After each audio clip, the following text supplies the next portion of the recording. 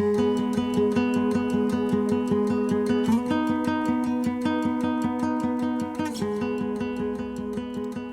morning, everybody. This is Pastor Kirk here with another edition of Monday Morning Encouragement to help you get through your week. So today I'm going to tell you a story about how when I was in 6th grade, going to Linfield Middle School in Boston, Massachusetts, there was always a portion of the year where our gym teacher would take us outside to the track, and we would just go around the track for the entirety of the class. You didn't have to run. There was no reward for running. There was no reason to run. So everybody in the class just walked around the track for the entire class until it was time to go back inside. Actually, that's not quite true. There were 2 people who ran.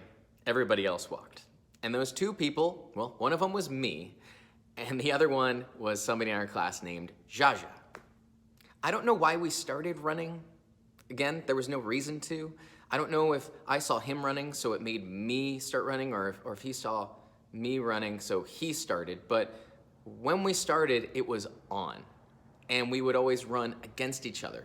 Every single class when we got out there to see who could run faster and who could run further before the end of class.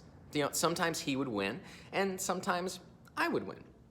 And it's funny because, again, nobody told us that we had to. The teacher didn't say that there was, some rule that we had to run. Nobody else was running, but we ran like we were qualifying for the Olympics. And the funny thing is, it would ruin the rest of my day because I'd be stinky and sweaty and smelly, and my clothes would be sticking to my body. But I'll tell you what, I've never run with the same speed and endurance in my entire life as I did when I was in 6th grade. That little competition that we had, that was good for both of us. It pushed us to do better and to be better and to run faster and further. And we kind of built this unspoken mutual respect for one another. To this day, I respect that man, Jaja, because, he was a competitor and he pushed himself, just like I did. Proverbs 27:17 says, "As iron sharpens iron, so one person sharpens another." See, in order for iron to become sharper and more useful, it needs another piece of iron to help mold it, to sharpen it. Now, when it comes to running, Jaja was my iron, right? Jaja and I were sharpening each other's skills. We were pushing each other to better ourselves. We both benefited from one another and encouraged one another to keep going when we wanted to quit. Of course, when it comes to this text, we're not really talking about molding iron, and we're not really talking about running faster on a track. It's about sharpening our character and strengthening our faith when it comes to how we deal with and how we treat other people in our lives. But the concept works the same, really. During times like these, where there's a lot of trouble in the world, a lot of conflict in the world, a lot of violence, a lot of uncertainty, there's a lot of people out there who are just kind of walking, right? They prefer to stay comfortable. They just want to take it easy. They're just going to kind of wait for the teacher to blow the whistle so they can go back to their lives. Other people are going crazy trying to just, pick a fight with everybody. They're going out like a blunt force object, this unmolded piece of iron. They're battling everybody. They're running against everybody. They're shouting opinions. They're getting into arguments. They're placing blame. And, that's going to lead people to get frustrated and run out of breath really, really fast, get pretty discouraged.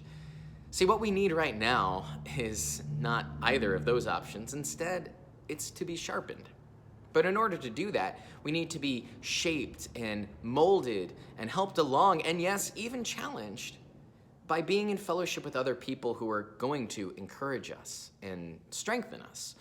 Not encourage us and strengthen us to be self-righteous, not to go out and find people to cancel whose opinions we don't agree with, not to get in arguments and try to be right, but to endure, to press forward, to be in this for the long haul and make a difference.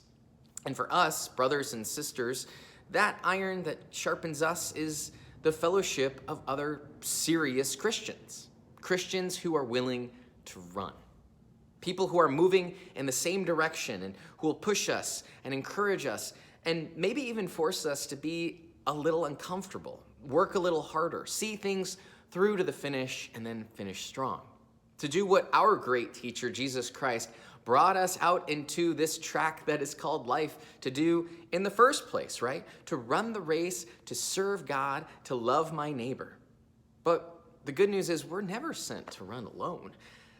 You know, for me over the last few weeks, I have benefited really, really greatly. You could say been sharpened greatly by learning from other pastors and other church leaders, members of my congregation, and from Christian friends who have a different perspective of life and different experiences than I do. They've challenged me and they've pushed me to think about how to apply Christ's teachings to the situations that we face today, and to not get frustrated and just throw my hands up and give up, but to keep on running and to endure. You know, we're striving for the same goal after all, to love Jesus and to love other people. We have different perspectives, but those help us to sharpen one another, to encourage one another. To move in the same direction is a beautiful thing with other Christians who can sharpen us, and that's what this is all about. Look, if you get through everything that's happened in 2020 completely unchanged, completely unsharpened with no new perspective, then that's just like walking the track every single day. You're not going to get in any better shape. My encouragement to you is to run, to be pushed to go further. You know, don't just go around clicking on articles written by people you don't know with agendas that might not align with the agenda of Jesus Christ and the mission he sent you to.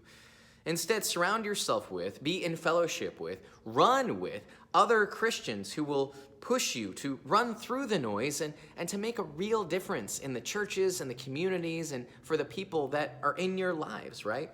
And unlike in my gym class, there is really a great reward and a great reason to run that race. So, if I see Jaja again, I don't know if I'd be able to challenge him to a race. I don't know if I'd be able to beat him in a race. He's stayed in pretty good shape as far as I can tell through his adult life. But he did have some kids, so maybe that slowed him down a little bit. Either way, I'd be happy to run beside him. Look, we've all got rough edges, right? We all do. So go find yourself a Christian community. Go find yourself a Christian friend who you can trust. Go find some Christians who have different experiences than you, who can push you. Because remember, iron sharpens iron. So stay sharp, everybody.